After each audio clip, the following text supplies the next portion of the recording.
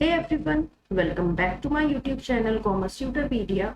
This is part 7th of our lecture series about Rajasthan Economic Survey, and in this video we are going to cover our second chapter from Rajasthan Economic Survey. This video is specially targeting those students who are preparing for assistant professor and RAS exam. If you find this video helpful, then do like, share and subscribe Commerce Tutorpedia. तो आज जो हम पढ़ने जा रहे हैं यहाँ पे वो है second chapter which is related to agriculture and allied sectors. तो हमारे पास ये सबसे पहले हमें ये जानना जरूरी है कि एग्रीकल्चर के अंदर हमारे पास कौन एग्रीकल्चर एंड एलिड सेक्टर्स का मतलब क्या है ना। तो agriculture and allied sectors activities primarily refers to cultivation of crops, animal husbandry, fisheries and forestry। ठीक है, आगे हमारे पास सबसे पहले अब हम पढ़ने जा रहे हैं ग्रॉस स्टेट वैल्यू एडेड।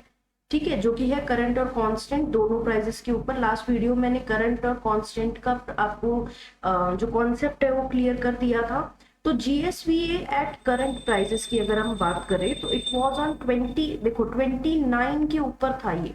ठीक है, उसके बाद 33 पे आया, 21 22 पे, और अब जो है 22 और 23 के लिए ये 37 एस्टिमेटेड है। तो 29 33 37 एट कांस्टेंट रेट वही 18 19 20 पे, 18 19 एंड 20 पे। अब ये क्या बोल रहा है, ग्रॉस स्टेट वैल्यू एडेड, कि एग्रीकल्चर एंड एलिड सेक्टर कितना ग्रॉस वैल्यू ऐड करते हैं। और फिर ग्रोथ रेट अगर देखें तो 12 14 और 13। ठीक है, और ग्रोथ रेट एट कांस्टेंट के ऊपर देखा जाए तो 5 6 एंड 5। ठीक है, अब आगे देख लेते हैं कि एग्रीकल्चर सेक्टर के अंदर पर्टिकुलरली कौन कौन कंट्रीब्यूट कर रहा है। तो sectorial contribution of agriculture sector at current prices of the year. अब है आपके पास यहाँ पे सबसे पहले आप देखेंगे कि ये जो ग्रीन एरिया है आपका ये है क्रॉप्स, जो ऑरेंज एरिया है हमारा वो है हमारा लाइफ स्टॉक। ठीक है, फॉरेस्ट्री एंड लॉगिंग जो फोर्थ पार्ट है हमारे पास, एंड फिशिंग है हमारे जो बचा हुआ पार्ट है। तो सबसे ज्यादा कंट्रीब्यूशन है क्रॉप्स का यहाँ पे। और टोटल जो आपके पास एग्रीकल्चर का था हमने पढ़ाई था 3.79 लाख करोड़। ओके, अब उसके बाद जो हमारे लिए जरूरी है वो ये है कि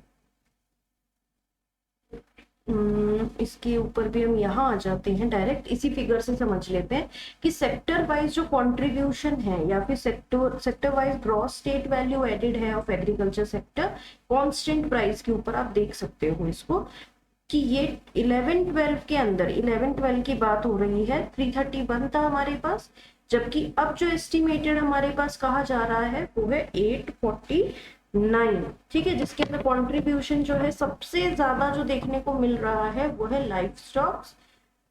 राइट, देख सकते हैं आप लाइफ स्टॉक्स के ऊपर। आगे आ जाते हैं यहाँ पे खरीफ क्रॉप और राबी क्रॉप्स के बारे में, इस टॉपिक के ऊपर नहीं आता है। हम एग्रीकल्चर प्रोडक्शन जब पढ़ेंगे तब इस चीज को कवर करेंगे हमारे पास। ठीक है, अब ये चीज इतना जरूरी नहीं है। Now let us come to land utilisation हमारे पास। तो लैंड यूटिलाइजेशन क्या है एक्चुअली,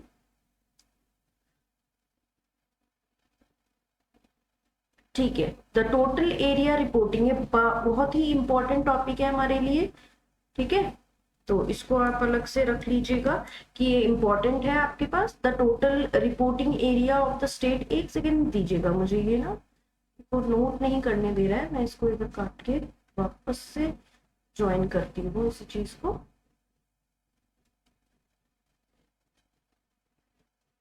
एक सेकेंड, ये ऐसी चीज भी तो कभी भी हो सकती है, राइट। 1 मिनट का टाइम दीजिएगा बस।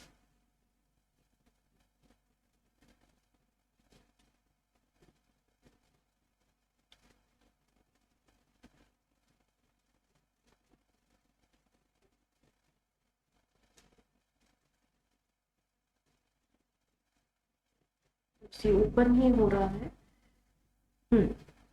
लैंड यूटिलाइजेशन पे आ गए हैं। आई होप आपको दिख रहा होगा अब यहाँ पे। सो लैंड यूटिलाइजेशन ये होता है, और ये पैटर्न जो है ये बहुत ही इंपॉर्टेंट है यहाँ पे। ये क्वेश्चन डेफिनेटली आपका एग्जाम में बनता है। लास्ट ईयर जो असिस्टेंट प्रोफेसर का रिटन एग्जाम हुआ था उसमें डायरेक्टली ये क्वेश्चन पूछा गया था। वो भी बता दूंगी मैं किस पॉइंट से पूछा गया था, तो वो भी आप ध्यान रखेंगे यहाँ पे। पहली चीज तो टोटल एरिया रिपोर्टिंग जो है वो कितना है, 342.89 लाख हेक्टेयर, ठीक है, ड्यूरिंग 20 एंड 21, जिसमें से 8%, वो हम आगे जो परसेंटेज है ये पढ़ेंगे आगे, ठीक है। उसके बाद हमारे पास पहले आप यही देख लीजिए कि सब लैंड यूज स्टैटिस्टिक्स जो है 2021 की, सबसे ज्यादा देखा जा रहा है कि हमारे पास कौन से हैं यहाँ पे 52 नेट जोन एरिया है हमारे पास टोटल 52.34%। फॉरेस्ट एरिया है आपका 8.80%, ठीक है। नेट जोन एरिया तो हो जाता है हमसे, देखो ये देखो, एक तो ऑरेंज क्या है आपके पास, कल्चरेबल वेस्टलैंड है, ठीक है। उसके बाद आपके पास जो वैल्यू आती है वो फॉरेस्ट एरिया की ही आती है, area under non agriculture use आता है। सबसे कम अगर आप देखोगे यहाँ पे तो आपके पास यहाँ पे 0.09% है जो यूं ही बैरन लैंड्स है, उनके बारे में बात हो रही है यहाँ पे, ठीक है। आगे आ जाते हैं, ये है वो क्वेश्चन जो मैं जिसकी बात कर रही थी, ये बड़ा इंपॉर्टेंट पॉइंट है आपके पास, ठीक है।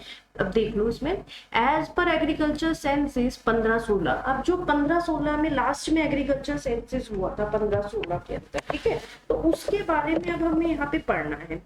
तो as per agriculture census 1516 total number of operational land holding उस समय क्या थी स्टेट की, 76.55 लाख, जबकि 2010 के अंदर वो 68.88 थी। तो इसका मतलब इंक्रीमेंट है। तो ग्रोथ कितनी हुई इसके अंदर, 11.14% की, ठीक है।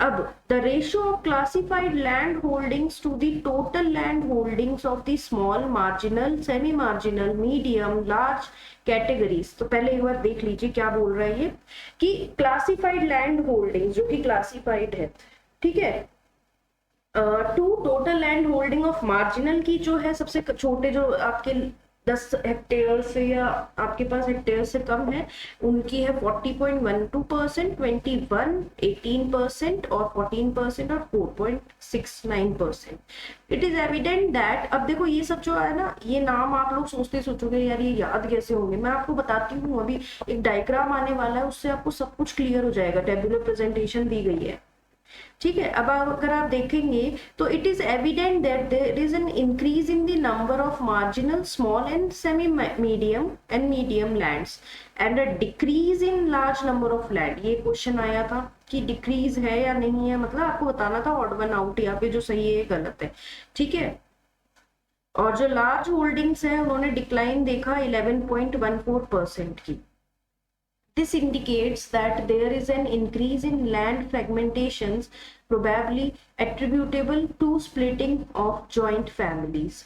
ठीक है, अब ये बड़ा इंपॉर्टेंट है, ये ध्यान से देखिएगा। The total area under land holdings has decreased to 208.73 lakh hectare 1516 में, in comparison to 211.36 lakh hectare इन 1011। अब ये रजिस्टरिंग कर रहा है डिक्लाइन ऑफ 1.24%, ठीक है। और हमारे पास जो मार्जिनल, स्मॉल, सेमी मीडियम जो लैंड होल्डिंग्स है वो इंक्रीमेंट दिखा रहा है, वो हम टेबल में देख लेंगे यहाँ पे। अच्छा, एक ये पूछा जाता है, ये बहुत इंपॉर्टेंट है। As per agriculture census 1516 average size of operational land holdings in the state was 2.73 hectare, whereas it was 3.07 hectare in 1011, showing a decline of 11.07%, showing a decline of 11.07%। Female operational holding ये सबसे important है, ये पूरा ही point important है। इसमें से ये वाला क्वेश्चन बड़ा आता है, और इसका क्या रीजन है वो भी बता देती हूँ। एवरेज याद करना है, average size of operational land holding in the state कितना था, 2.73 था, जबकि 15-16 के अंदर, जबकि 10-11 के अंदर कितना था, 3.07% था, और इसने डिक्लाइन दिखाया है। लोग रख नहीं रहे हैं land holding, average size of the land holding जो है, ठीक है ना, कम रख रहे हैं, कहने का मतलब। फीमेल ऑपरेशनल लैंड होल्डिंग्स, ठीक है ना, तो total female operational land holding was 7.75 lakh, ठीक है, 15-16 के साथ 7.75, जबकि 10-11 के अंदर वही 5.46 था। तो आप देख सकते हैं कि इंक्रीमेंट हुआ है, ग्रोथ ऑफ 41.94% है फीमेल लैंड होल्डिंग्स के अंदर। समझ में आ रहा है, पहले तो फीमेल्स लैंड होल्ड करती ही नहीं थी, अब जो है उसका इंक्रीमेंट दिखाई दे रहा है, ठीक है। इसी तरीके फीमेल, जैसे लैंड है हमारे पास 5 कितने तरीके से, marginal, small, semi medium, medium and large categories के अंदर बटे हुए हैं, ऐसे ही फीमेल्स जो कैटेगरी वो भी बटी हुई है। ये पूरा का पूरा अब हम देखेंगे आराम से, हमारे पास जो आगे आने वाला डायग्राम है, तो इसके अंदर हम आ जाते हैं डायरेक्ट। सबसे पहले उसी के बारे में पढ़ लेते हैं, ये आपका दे रखा है यहाँ पर, ठीक है। अब एकदम ध्यान से देखेंगे हम, पहले एग्रीकल्चर वाला पॉइंट कर ही लेते हैं, ताकि आप ऐसे नहीं बोलो कि ये पेज छुड़वा दिया मैंने, ठीक है। पहले आपको मॉनसून के बारे में दे रखा है कि क्या एवरेज नॉर्मल रेनफॉल होती है, कब आता है मॉनसून सीजन, कितना होता है। उसके बाद आता है हमारा टॉपिक एग्रीकल्चरल प्रोडक्शन, ठीक है, जिसमें हमें पता है कि राबी क्रॉप्स होती है, खरीफ क्रॉप्स होती है, ठीक है, इसमें कौन कौन सी क्रॉप्स होती है वो सब चीजें। अब एग्रीकल्चर साइंसेस के अंदर आपको दे रखा है ऑपरेशनल लैंड होल्डिंग, यहाँ पे आता है आपके पास, ठीक है। अब मार्जिनल का मतलब क्या है, जब हम मार्जिनल लैंड की बात कर रहे हैं तो बिलो 1 हेक्टेयर। अब ये जो है 3 पार्ट्स में डिवाइडेड है, मेल के द्वारा जो, और फीमेल और इंस्टीट्यूशनल, ठीक है। 2010-11 के जो सेंसस थे उसमें 22,068 मेल्स ने होल्ड कर रखे थे, जबकि 15-16 में इंक्रीमेंट दिखाई दिया 2683 का, वेरिएशन दिखे रहे हो आप, जो पॉजिटिव दिख रहे हो पॉजिटिव है। और ऑपरेटेड और नंबर ऑफ लैंड होल्डिंग्स अलग होता है, और उसको सही में ऑपरेट कितने कर रहे हैं वो चीज अलग होती है। फीमेल के ऊपर ध्यान देंगे हम, 239 से directly 384, it's a jump of 60.67%, इसीलिए फीमेल वाला डेटा इंपॉर्टेंट है। तो इसमें आपको जितना भी फीमेल वाला डेटा दिख रहे हैं, इंस्टीट्यूशनल देखो 440,220, तो ये इतना इंपॉर्टेंट नहीं है। एरिया के अंदर देखो 116 था, 177 हो गया, 52.59% है। तो मार्जिनल में सबसे ज्यादा आपको ग्रोथ रेट देखने को मिलेगी। स्मॉल का मतलब होता है 1 से 2 हेक्टेयर, इसमें फीमेल की देखो 120 से 161 डायरेक्ट, ठीक है, 34% का इंक्रीमेंट। एरिया और ऑपरेशन का है, आप देख सकते हैं यहाँ पे। सेमी मीडियम में देखेंगे फीमेल जो है 92 से 116, 26% का इंक्रीमेंट। मीडियम हेक्टेयर्स के अंदर 74 से 91, 22 का इंक्रीमेंट दिख रहा है, 23 का इंक्रीमेंट। और लार्ज के अंदर भी आपको देखने को मिल सकता है, लार्ज में जो है मेल्स तो एकदम ही घट गए, नेगेटिव में आ गया इवन। मीडियम इसमें भी देखो नेगेटिव में थे, ये तो नेगेटिव जहां पे आ रहा है वो वाला पॉइंट भी आपको याद रखना है। तो ओवरऑल क्या केस है आपके पास कि मेल्स के अंदर इतनी इंक्रीमेंट है, लैंड होल्डिंग्स में, फीमेल्स में 41.94% है, इंस्टीट्यूशनल 7.68%, ठीक है। तो ये था हमारे पास बड़ा ही इंपॉर्टेंट पॉइंट हमारा। एक ये और देख लीजिएगा, area and production of kharif and rabi crops in the state, ये आपको पता होना चाहिए इनकी डेटा, और इसको मैं इससे नहीं याद करके मैं इससे याद करती हूँ हमेशा, ठीक है। Production of food grains and oil seeds, आप देख सकते हैं यहाँ पे जो ब्लू है वो सीरियल्स को रिप्रेजेंट कर रहा है, ऑरेंज जो है पल्सेस को, और जो ग्रीन है वो ऑयल सीड्स को। अगर ऑयल सीड्स की बात करें, इसका ऊपर बेस्ड एक क्वेश्चन आया हुआ है, ठीक है, तो आप देखेंगे कि कंटिन्यू इंक्रीमेंट, मतलब 20 से 21 से 21 से 22 में इंक्रीमेंट देखा गया है 102 का, वेयर इस साल अनुमान है कि वो 99.78 मतलब डिक्रीमेंट शो कर रहा है। पल्सेस के अंदर इंक्रीमेंट शो हो रहा है कंटिन्यूअसली 39, 42, 47। यहाँ आप देख सकते हैं सीरियल्स के अंदर 233 से 191 कम हो गया था, उसके बाद फिर से अब थोड़ा सा बढ़ा है, ठीक है। तो कम किस में देखी गई है, कमी किस में देखी गई है आपके पास, ऑयल सीड्स के अंदर देखी गई है। अब राजस्थान की अलग अलग डिफरेंट एग्रीकल्चर क्रॉप के अंदर रैंकिंग क्या है ये आप देख सकते हैं। यहाँ पे देखो बाजरा जो मस्टर्ड है, nutri cereals and total oil seeds के अंदर फर्स्ट पोजीशन है, और जो आपके पास टोटल पल्सेस और ग्राउंडनट्स है उसमें सेकंड पोजीशन है, ग्राम, ज्वार, सोयाबीन इन सब के अंदर थर्ड पोजीशन है। ठीक है, major crop of agroclimatic zones, ये आपको मैं आज करवाने वाली हूँ, और आज इतना ही करेंगे हम लोग। ये बहुत इंपॉर्टेंट है, इससे भी आपका डायरेक्ट क्वेश्चन बना था। ठीक है, अब आप ये देखेंगे यहाँ पर कि एग्रोक्लाइमेटिक जोन्स ऑफ राजस्थान, जैसे कि एरिड वेस्टर्न प्लेन्स, उसको फर्स्ट ए नाम दिया था। एक्चुअली बात ये है कि आपको मैच द फॉलोइंग आया था इसमें, 1A जो है वो किसको रिप्रेजेंट कर रहा है आपको पता होना चाहिए, एरिड वेस्टर्न प्लेन को, जो एकदम सूखे हैं। ठीक है, हमारे पास बना लेते हैं हमारी, तो ये जो सूखे वाले इलाके हैं वो है बाड़मेर, जोधपुर। ठीक है, बस इतना याद करो डिस्ट्रिक्ट कौन कौन सी कवर हो रही है। इरिगेटेड नॉर्थ वेस्टर्न जो ऊपर है आपके पास, जो सूखा हुआ लेकिन जिसके अंदर इरिगेशन होती है, हनुमानगढ़, श्रीनगर, वो है IB के अंदर। IC के अंदर क्या है, हाइपर एरिड, जो यहाँ पर चूरू और ये वाला जो इलाका है वो सब जैसलमेर, चूरू और बीकानेर, ये आते हैं आपके IC के अंदर। तो ये 3 कंप्लीट हो गए, फर्स्ट पार्ट कंप्लीट। उसके बाद है आपके पास transitional plain of inland drainage, जहां पे ड्रेनेज सुविधा है, जैसे कि नागौर, सिक्कर, झुंझुनू, पार्ट ऑफ चूरू, तो ये सब आते हैं सेकंड A के अंदर। लूनी बेसिन के अंदर जो है आपकी, लूनी बेसिन जो है जालौर, पाली, सिरोही, ये आता है सेकंड B के अंदर। तो दोनों के दोनों ऐसे हैं जो कि जहाँ पे ड्रेनेज है, पानी थोड़ा सा है। उसके बाद आते हैं सेमी एरिड ईस्टर्न प्लेन्स, आप इधर आ जाओ, जयपुर, अजमेर, दौसा, टोंक के अंदर, इसको थर्ड A में डाला हुआ है। फ्लड जहां पे आ सकता है थर्ड B में डाल रखा है, अलवर, धौलपुर, भरतपुर, करौली, सवाई माधोपुर, आप ABCD करके बोल सकते हैं इसको। फिर है सब ह्यूमिड, ठीक है, सब ह्यूमिड को आपने फोर्थ A में डाल रखा है, इसमें भीलवाड़ा, राजसमंद, उदयपुर, चित्तौड़गढ़, पार्ट्स ऑफ सिरोही आता है। ह्यूमिड में डाल रखा है ये वाले पार्ट्स, और ह्यूमिड ये फिफ्थ पार्ट है आपका, जिसमें ह्यूमिड साउथ ईस्टर्न प्लेन्स, जिसमें कोटा, झंझार सबसे ज्यादा बारिश हो रही है, देख सकते हैं आप, जो नीचे वाला पार्ट है ना आपके पास, जो इस तरीके से बना हुआ है, जो ये वाला पार्ट के। अब है एग्रीकल्चरल बजट 22 एंड 23, टोटल जो बजट एस्टिमेट, इसका मेन थॉट क्या था, समृद्ध किसान कौशल खुशहाल राजस्थान, जो है इसका बजट का जो प्रोविजन था वो 78,938.68 था, वापस बोल रही हूँ 78,938.68 करोड़ रुपीस था।